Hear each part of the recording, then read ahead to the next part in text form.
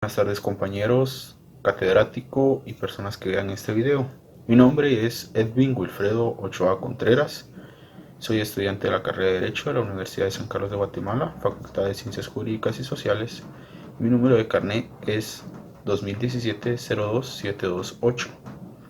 El día de hoy les vengo a hablar sobre la ineficacia de los contratos y los contratos en particular. En primer punto les vengo a hablar sobre la ineficacia del contrato.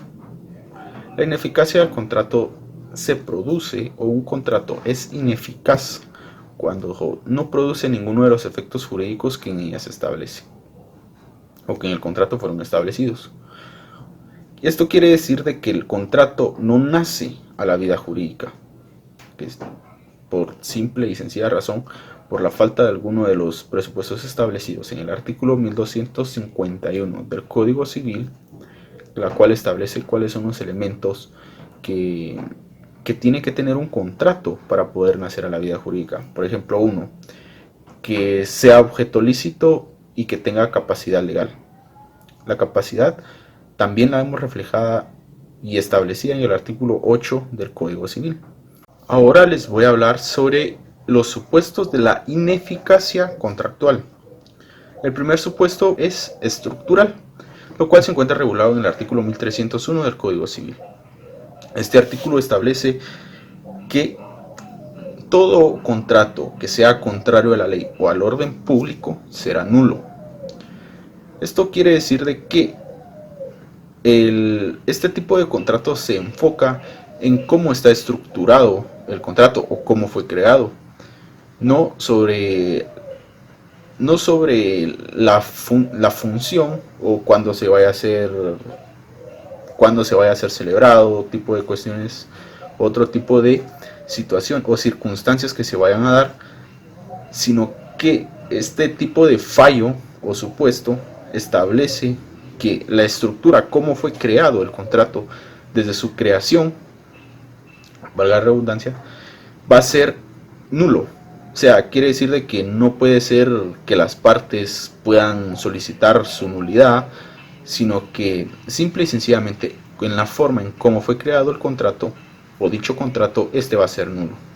Y la funcional, como bien lo establece en el artículo 1579 del Código Civil, como es un contrato que aún no se ha llevado a cabo, las partes aún pueden desistir de la celebración de este contrato.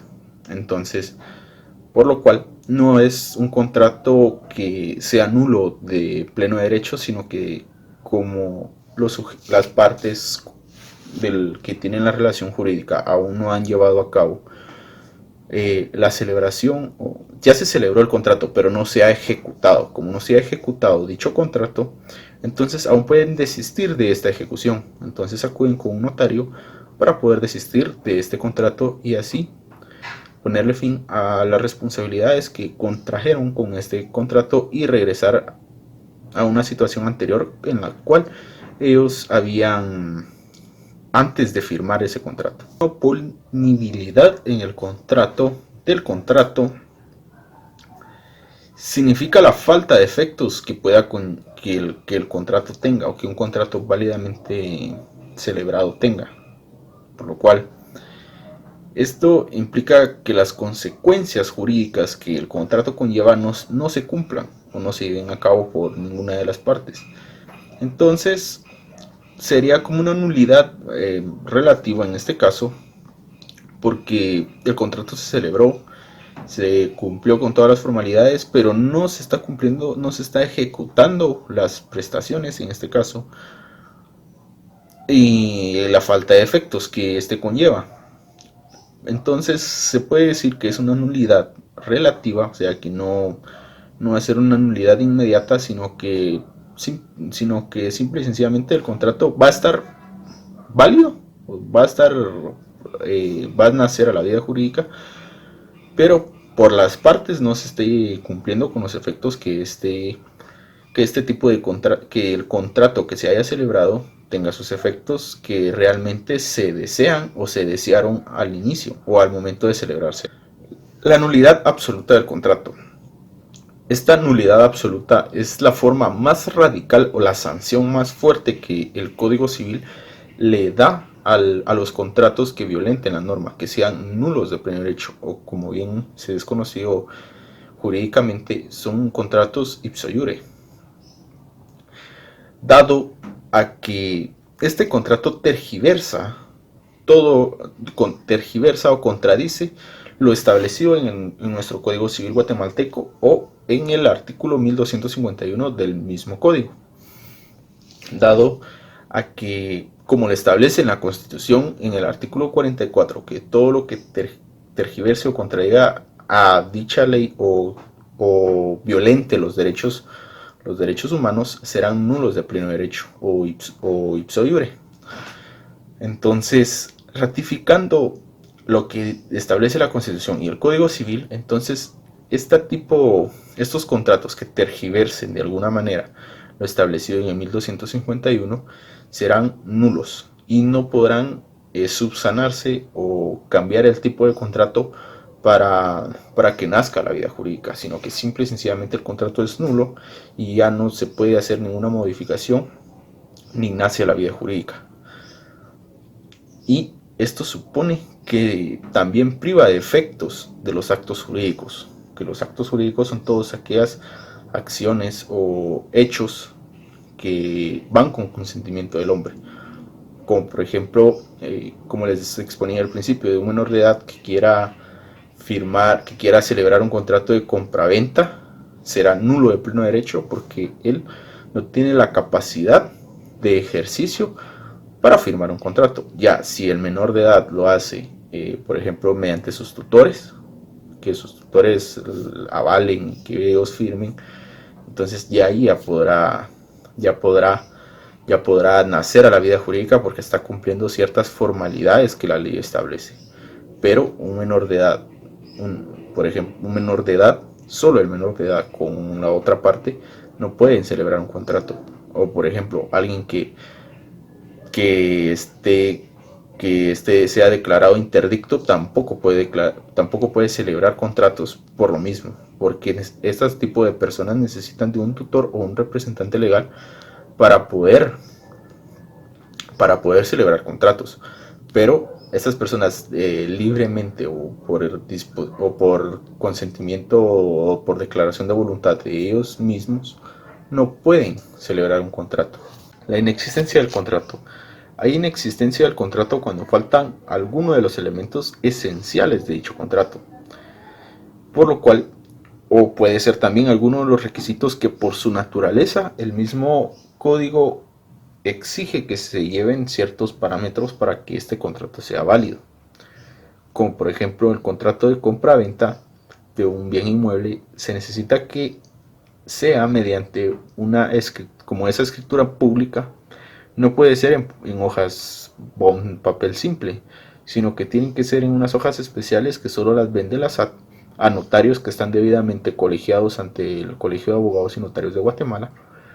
Entonces, solo mediante este requisito el contrato podrá ser válido. Si no, dicho contrato será nulo y no nace a la vida jurídica. Las causas de nulidad pueden ser aquellas en donde faltan algunos de los elementos esenciales, como lo establecen en el artículo 1251 y 1301 del Código Civil.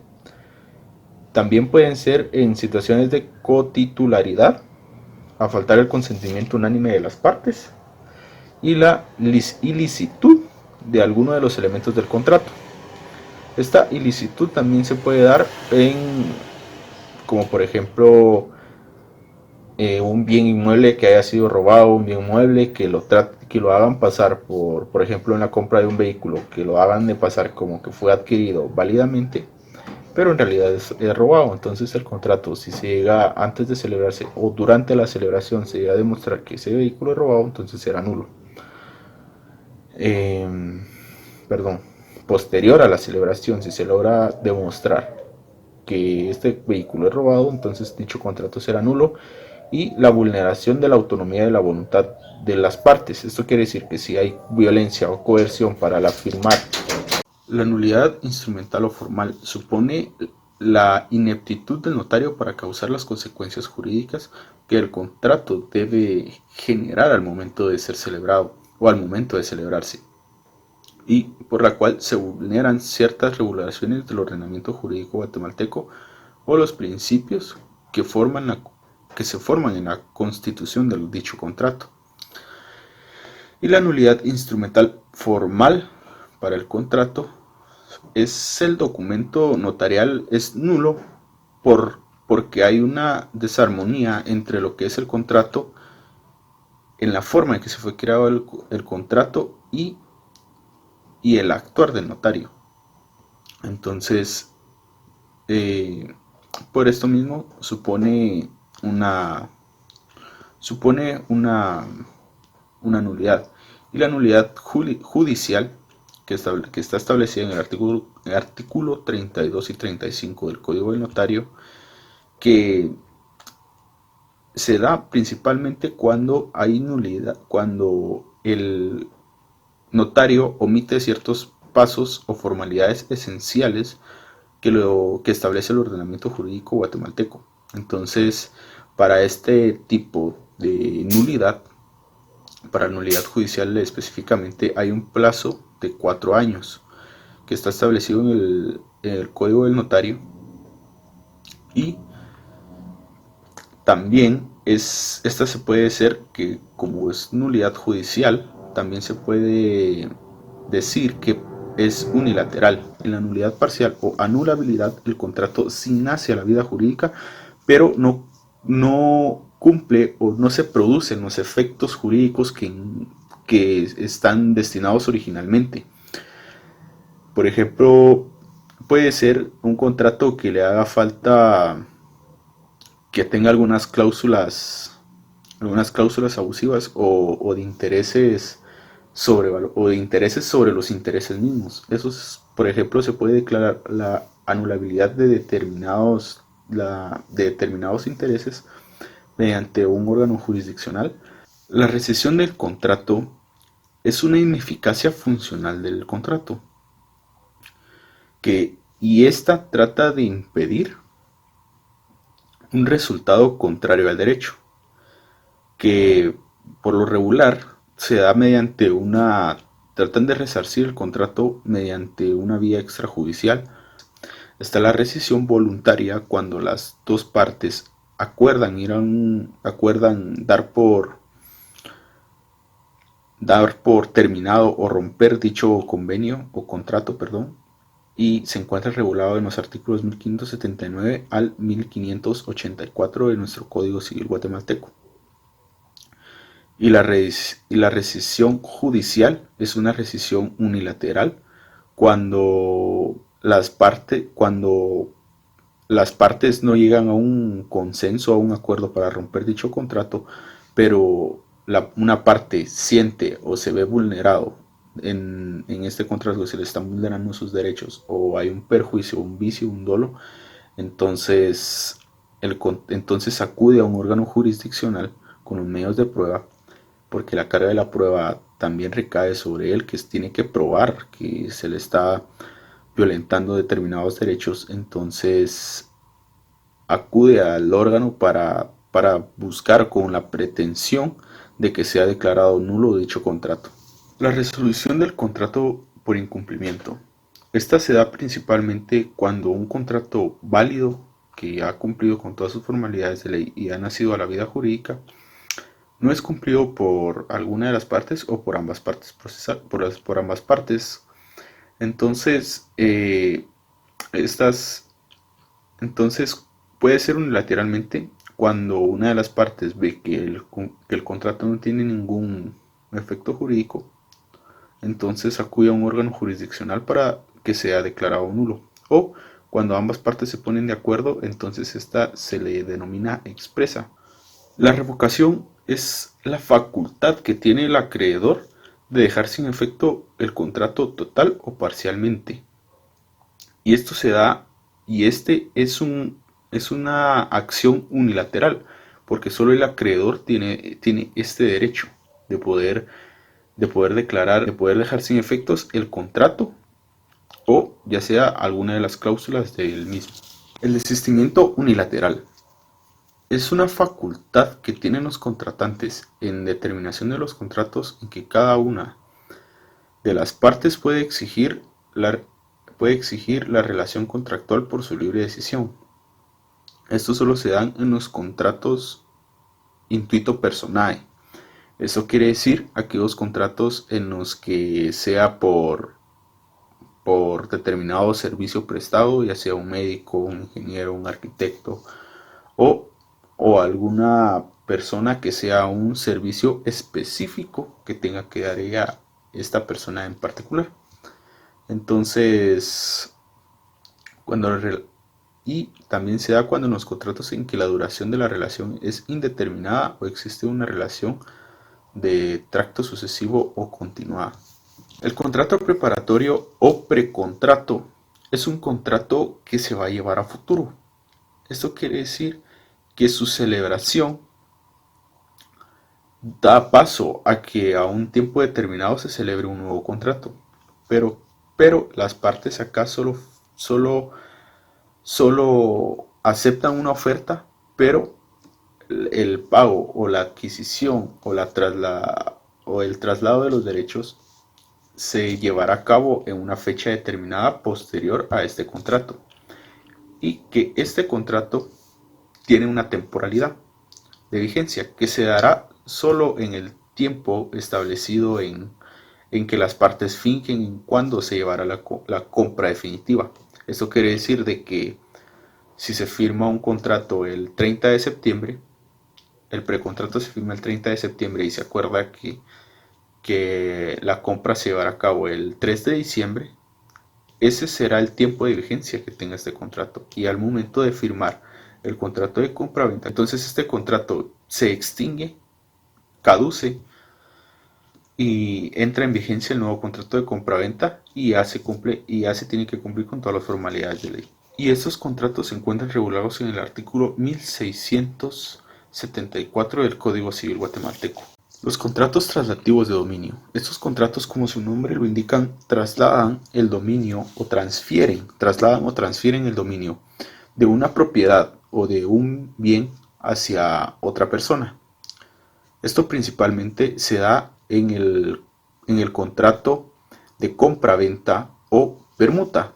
Entonces, normalmente esto es una relación sinalagmática porque se tiene que dar una prestación por parte del comprador.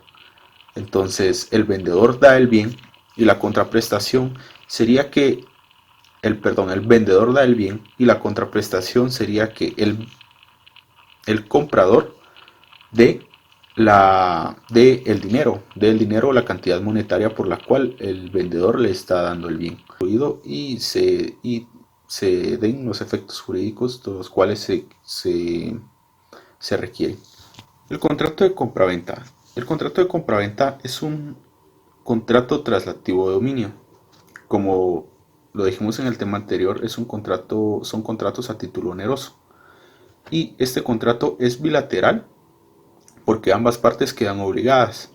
Una parte denominada vendedor, que se encuentra regulado en el artículo 1809, y el comprador, que se encuentra regulado en el artículo 1825, donde el vendedor y el comprador firman un contrato, el cual le traslada un bien mueble o inmueble y el comprador le da la contraprestación en pago monetario, este es estrictamente en efectivo, en dinero en efectivo o moneda de curso legal.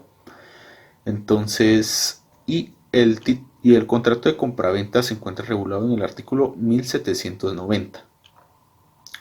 Este es un contrato bilateral porque tienen que existir dos partes para que el contrato pueda ser válido. Y es un contrato consensual, dado a que debe existir el consentimiento de ambas partes para llevar a cabo el contrato. Y este contrato, solo con el simple hecho de la aceptación de la oferta, aunque no se haya entregado el bien, ya es un contrato, ya se perfecciona el contrato a partir de ese momento. Entonces vemos que ese es un contrato estrictamente oneroso y de traslativo de dominio y que sus efectos son inmediatos. Contrato de compraventa, también hay determinadas prohibiciones o unos contrapesos que el mismo Código Civil estipula para que no se pueda violentar este derecho. Esto quiere decir de que, por ejemplo, hay una prohibición en que entre los cónyuges no se puede vender. O sea, entre cónyuges, marido, esposo y esposa, no pueden entre ellos mismos hacer un contrato de compra-venta. Esto está prohibido por el Código Civil en su artículo 1792. También se, se está prohibido la retroventa. Esto quiere decir de que el vendedor se garantiza mediante durante el mismo contrato, él pone una estipulación en el cual él en algún momento él puede adquirir nuevamente el bien. Entonces esto está prohibido por el Código Civil. Entonces son los mismos como que frenos y contrapesos que lleva como medida de garantizar ese derecho de propiedad y de resguardar ese derecho de propiedad privada y que ya no se tenga un efecto retroactivo, porque la ley solo tiene efecto retroactivo pero en materia penal. En materia civil y específicamente en la compraventa, la ley no tiene ningún efecto retroactivo. Este tipo de contrato también adquiere unos ciertos tipos de obligaciones, entre ellas las del vendedor, que una de ellas es la entrega del bien. Al momento de que el comprador paga o se acepta la oferta, paga el bien, este ya pasa a ser de deudor a acreedor y el vendedor pasa a ser de acreedor a deudor. Entonces, el momento de automáticamente de que el comprador pague dicho bien, entonces ya él pasa a ser un acreedor y el vendedor pasa a ser un deudor y tiene la deuda de entregar el dicho bien tal y como él se lo presentó al vendedor en su debido momento. Y también tiene una obligación de saneamiento, y esta obligación la tiene el vendedor de responder ante el comprador de la posesión legal y pacífica del bien, así como de los vicios o defectos ocultos que el bien pudiera tener y que no se lo hayan mencionado en su momento o que lo haya vendido con esa intención de deshacerse de dicho bien. Por ejemplo, uno compra un vehículo pero el vendedor sabe que en un determinado momento va a fallar el motor por un sobrecalentamiento o los ventiladores o la bomba de gasolina va a estar fallando y él no se la explica al comprador y, y en un plazo de un mes se le vence, entonces él tiene la obligación de sanear ese, ese ocultar esos defectos de dicho bien. Las obligaciones del comprador como principal o la fundamental se puede decir en este caso es la de pagar el precio real en determinada cantidad de dinero o en la cantidad de dinero que pacten al momento de celebrar el contrato y recibir el bien en el tiempo, modo y lugar establecidos, y esto se encuentra regulado en el artículo 1830 del Código Civil. Muta. La permuta es un intercambio de bien por otro bien. El contrato es una prestación mutua en transferencia de una cosa por otra, y esta corresponde únicamente a cosas y no servicios en nuestro Código Civil y se encuentra regulado en el artículo 1852 del Código Civil guatemalteco. A diferencia de la compraventa que se paga el bien monetariamente, acá se da un bien a cambio de otro bien. Eso quiere decir, si yo vendo un terreno, pero el comprador me dice que tiene un carro que está igualmente valorado que el terreno. Entonces, él me dice que me da el carro como un trueque, comúnmente le denominan un trueque, en que él me da el carro y yo le doy el bien. Entonces hacemos el contrato de permuta y, y ya queda, y ya queda hecho el contrato de permuta. Ahora, la compraventa sobre muestras, esta se encuentra regulada en el artículo 1800. ¿Cuál es la compraventa sobre muestras? Quiere decir de que la persona me da una muestra, por ejemplo, en los supermercados es cuando más se da este tipo de contratos, que le dan a uno a probar determinado producto y si a uno le parece y la calidad y todo, uno acepta y va a comprar el producto, pero le tienen que dar exactamente el mismo producto del cual le dieron la muestra a uno. Y la compraventa sobre bienes en tránsito, este tipo de contrato se da cuando el objeto el cual se está comprando está en un lugar distinto al cual se está celebrando la compraventa. Esto quiere decir que si yo compro un vehículo que se encuentra en Chimaltenango pero viene en camino, entonces yo lo compro, pero en ese momento yo puedo resolver el contrato. Esto quiere decir de que al momento de recibir el vehículo tengo que revisarlo exhaustivamente y ver de que se esté entregando con las condiciones en las cuales el vendedor me lo ofreció. Y si tiene algunas imperfecciones o no, o tiene algunos daños visibles del cual nunca se me advirtieron, o que durante el transporte del vehículo se hayan generado, yo puedo resolver en ese mismo instante el no comprar el vehículo. Y la compraventa sobre bienes futuros, esto se da principalmente en aquellos bienes que no están en este momento. Por ejemplo, en un condominio. Yo llego a la empresa a la empresa de bienes inmuebles, y me ofrecen un apartamento, pero este apartamento todavía no se ha construido, o sea, está en fase de construcción. Entonces me muestran los planos, cómo va a ser definido todo, en lugar de ubicación, vista, todo, y yo acepto a comprar el bien. Entonces este bien es como el contrato de promesa, pero solo que es con un diferente contrato. Es un similar, pero es diferente contrato. Y se encuentra regulado en el artículo 1805 del Código Civil guatemalteco. Ahora bien, el, la venta con reserva de dominio, este se encuentra regulado en el artículo 1834, o como comúnmente se conoce como el contrato por abonos. Que esto es principalmente cuando el vendedor se cede el bien, pero el comprador no tiene el derecho de propiedad aún, porque el bien lo paga por abonos, o sea, no paga el bien inmediatamente, sino que lo va dando por abonos. Esto como pues, se puede decir como cuando uno va a Electra o otro tipo de créditos, por ejemplo, cuando va uno paga con tarjeta de crédito, a Visacuotas se le conoce. Este es un ejemplo claro de este tipo de contrato, en el cual uno recibe el bien, pero el derecho de propiedad lo tiene el banco, entonces, o la entidad del cual le haya acreditado uno el préstamo.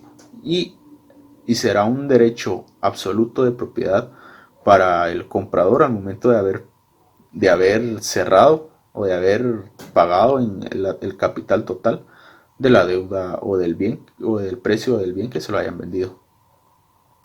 Y la compraventa con pacto a mejor comprador, esa se encuentra regulado en el artículo 1847 y se da principalmente cuando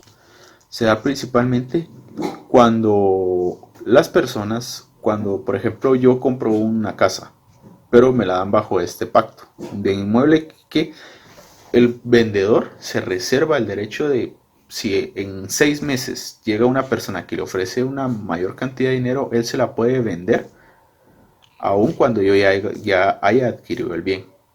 Entonces, y cuando son bienes muebles, solo es un plazo de 3 meses en el cual el vendedor aún puede vender a un mejor postor, como se puede decir así, un mejor comprador, aunque dé una mejor oferta el determinado bien. Y la compraventa internacional de mercaderías es cuando la mercadería se encuentra en otro país distinto, por ejemplo, los que compran vehículos en línea en que se encuentran en Japón o en Estados Unidos, se da este tipo de contratos. Fue para mí un gusto haber hecho este video. Realmente es una experiencia muy grata que le representa a uno muchos sacrificios y salir uno de su zona de confort hasta cierto punto. Y mi nombre es Edwin Wilfredo Ochoa Contreras, número de carnet 2017-0728, y espero Espero les sea de mucha ayuda a aquellas personas que logren ver este video y pues que pasen un feliz día y éxitos a todas las personas que logren ver este video. Les deseo un cordial saludo y éxitos en todas sus labores.